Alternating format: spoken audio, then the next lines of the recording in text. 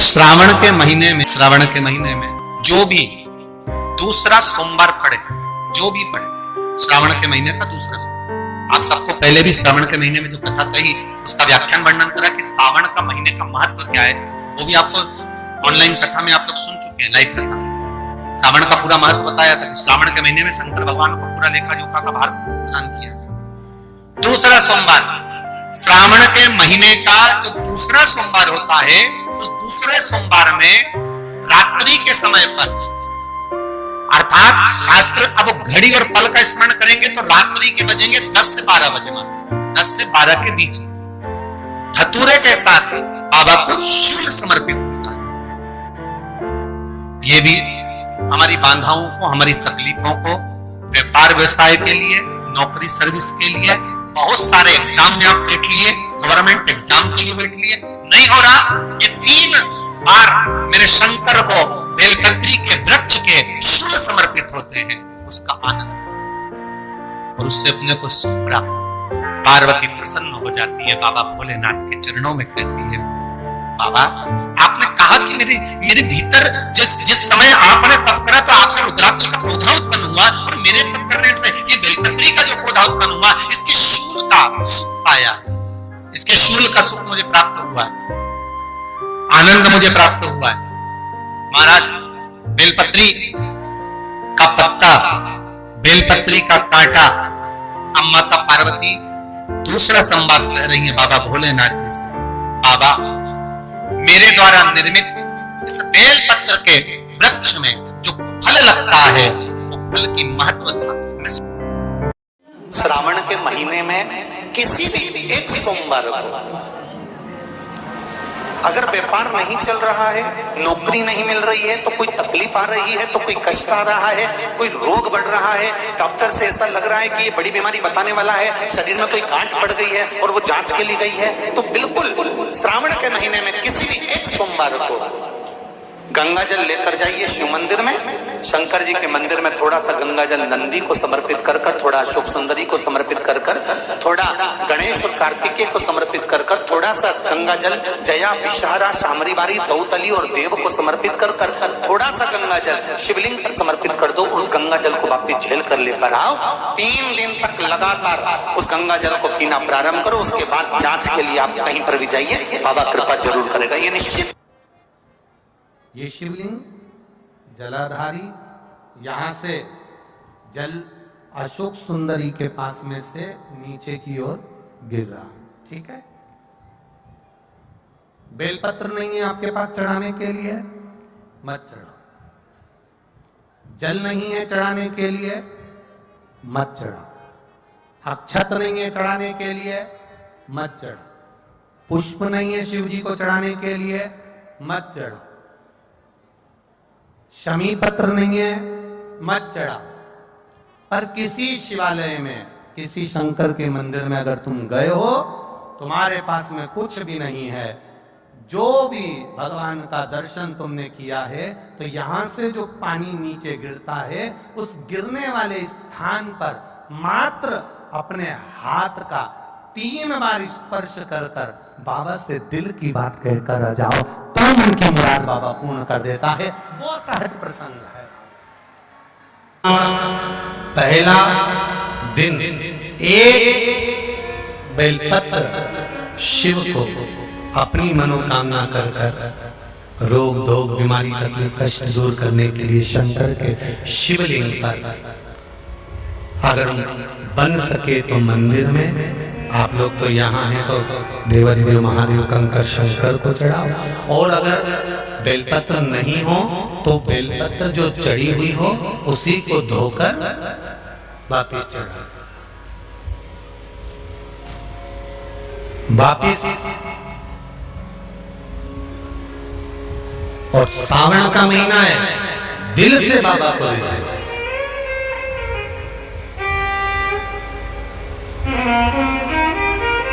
हम धर्म करने के चक्कर में, परमात्मा के भजन के चक्कर में किसी का अपमान ना करें। इसका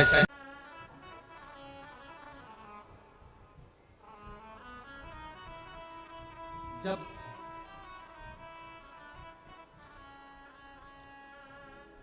सारी दुनिया की ठोकर खा लो, सारी दुनिया के हाथ जोड़ लो, सारी दुनिया से निवेदन कर लो, और उसके बाद भी तुम्हारी दुख की घड़ी समाप्त नहीं हो, तब प्रयास करना तुम्हारे घर में कोई गमला हो, कोई पौधा लगा हो, जो भी पौधा लगा, हम ये नहीं कहेंगे कि वो गुलाब का है कि गेंदा का है कि शमी का है कि बेलपत्री का है, जो पौधा तुम्हारे घर में लगा, जो पौधा, एक प्रयास करना। अभी सावन चालू हुआ है, अगर तुम्हें लगता है कि मेरी दुख का समय समाप्त नहीं हो रहा, मेरी दुख की घड़ी समाप्त नहीं हो रही, तो घर में रहने वाले जितने लोग आस्था चैनल पर कथा सुन रहे हैं, जितने फेसबुक यूट्यूब पर कथा सुन रहे हैं, और जितने पुष्कर राज की इस पावन धरा पर बैठकर कथा सुन रहे हैं, उनसे निवेदन करेंगे, श्रावण 2 सावन अब की बार हैं, एक अधिक मास का भी पड़ेगा और एक श्रावण ये पड़ेगा। ये जब 2 श्रावण पड़ते हैं तो इसमें हरि और हर का मिलन होता है, हरि और हर का मिलन, क्योंकि अधिक मास जो है वो भगवान पुरुषोत्तम का है, भगवान विष्णु का, और सावन के मध्य में अगर पड़ रहा है तो देवाधिदेव महादेव के साथ भगवान हरि का मिलन हुआ है, इसलिए इसको हरिहर श्रावण कहते हैं। ये 2 महीने के श्रावण में अगर मान लो एक दिन आपका निकल भी गया, 2 दिन आपके छूट भी गए, कोई दिक्कत की बात नहीं है। जो पेड़ तुम्हारे यहाँ लगा हो, जो पौधा तुम्हारे यहाँ लगा हो, जो वृक्ष तुम्हारे यहाँ लगा हो, जो क्यारा तुम्हारे यहाँ हो, कुंडी तुम्हारे यहाँ हो, उसी की मिट्टी को, उसी के पेड़ के नीचे, उसी पौधे के नीचे, उस मिट्टी को थोड़ा सा हाथ से उसको उठाकर एक लिंग की आकृति बना ले। उसमें जलाधारी बनाने की जरूरत नहीं, केवल लिंग की आकृति बनाकर उसी की पूजन वहीं कर पानी चढ़ाकर 15 से 20 मिनट बाद अपना काम करने के बाद उसी को उसी मिट्टी में विसर्जन कर दें, अपनी कामना कर देवाधिदेव महादेव 2 महीने के बाद क्या देगा ये वही जान सकता है। वो क्या प्रदान करेगा ये उसके ऊपर।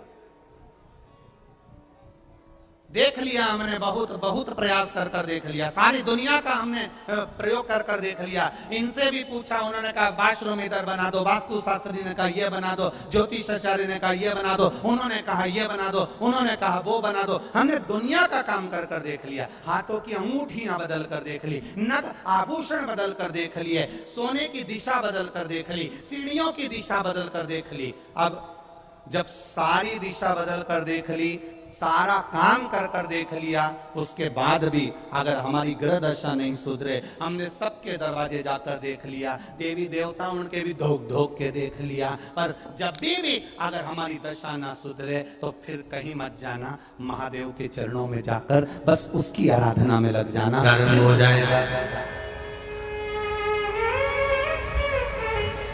जो माताएं श्रावण के सोमवार का व्रत करती हैं वो पशुपति व्रत मत करना। जो श्रावण के सोमवार का व्रत नहीं करती हैं वो पशुपति व्रत कर सकती हैं, उनको पशुपति व्रत करने का मना नहीं।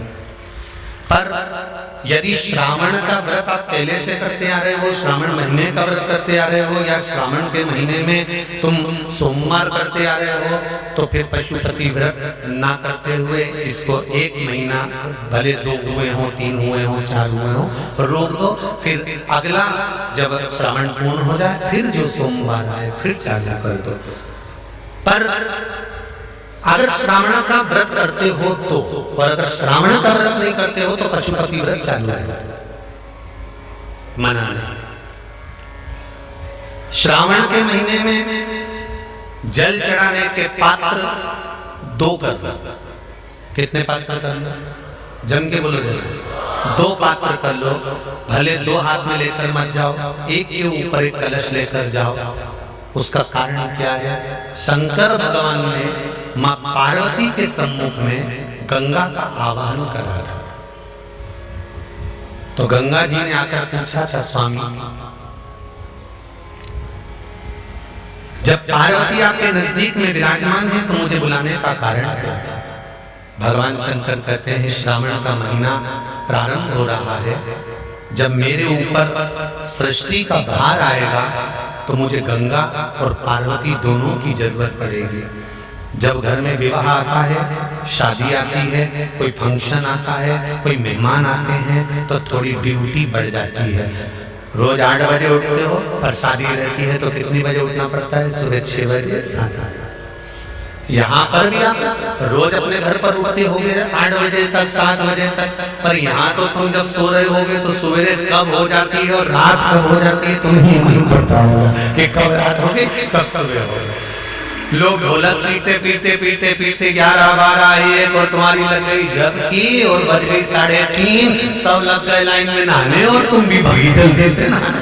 और नहाने में कहा जाए तो माता इतनी चतुर, उन्हें का बरसती हो रही है जल की। भगवान भी सोच समझ के पानी गिराता था, 3 बजे से गिराना चालू करता था 6 बजे तक। उस बीच में भगवान को भी मालूम है मिश्रा जी कहाँ से नल लाएगा, इसलिए उन्होंने चारों तरफ से पानी गिराया।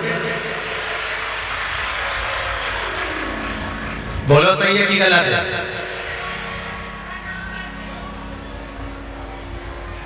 सब बाहर निकली धीरे से,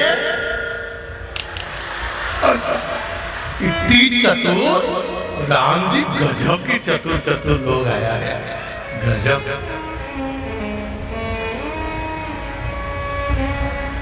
पर एक बात कहूंगा, दिल लेकर आए हो, मेरा महादेव भी तुमको दिल से लुटाएगा।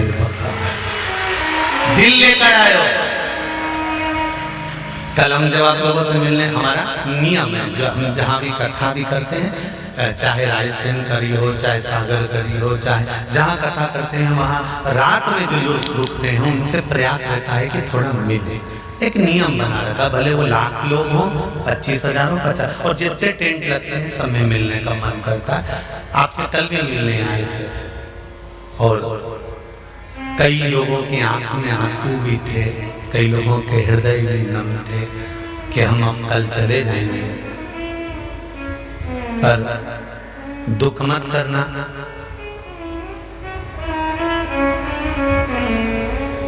दूसरा कोई स्थान हो वहां से जाओ तो वापिस आने की गारंटी है कि नहीं है, पर यहाँ तो सील और थप्पे लगाकर भेजता है कि वापिस बुला लाएगा। तो फिर क्या दिक्कत? उसकी आराधना मात्र करिए।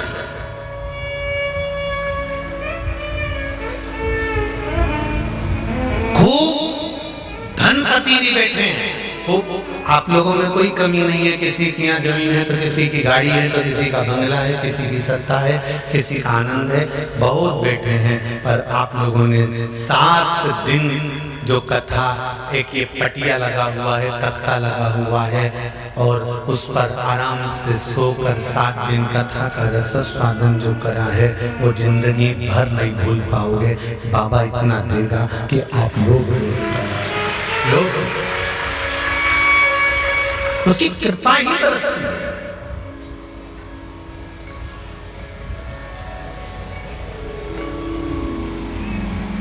उसकी कृपा बिना कुछ नहीं।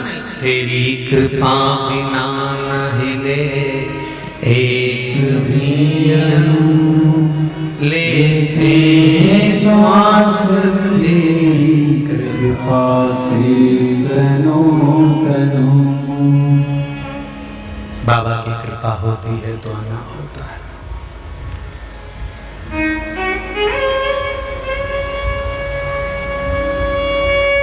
कोई नेपाल से, कोई झारखंड से, कोई उत्तराखंड से, कोई